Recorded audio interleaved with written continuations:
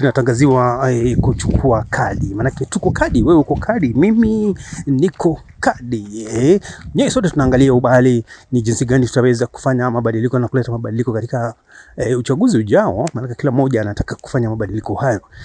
Hasa vijana rika hili la Gen Z bwana, uko kadi.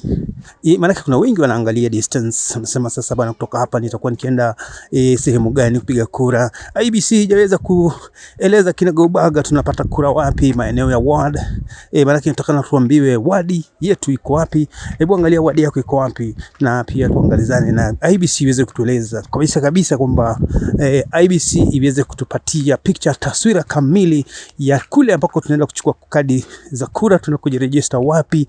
Manake watu wengi sana wanapoteza nafasi hiyo. Watu wengi sana hawapati fursa ya kwenda kuchukua kadi, manake hawajui afisi za IEBC ziko wapi.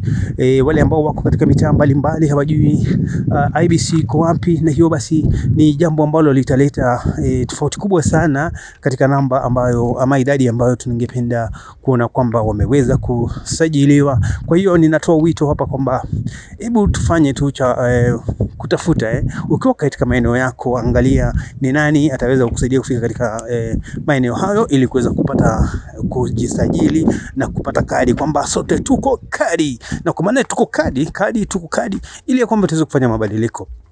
Ninasikitika sana manake kuna ndugu dada wale ambao wanataka kusimama kura maeneo mbalimbali, hususan wale wanataka kura za maeneo ya wakilishi bunge za county. Nazungumzia juu MCA. Wewe MCA unataka kura, mbona hujatafuta hapa watu wanataka kura katika eneo hilo, uwapeleke kwenda kutafuta kura? Itakuwa ni hasara sana kwako, manake kama hutafanya hivyo basi ndio hiyo. Lakini hata hivyo mimi niko kadi. Je, wewe?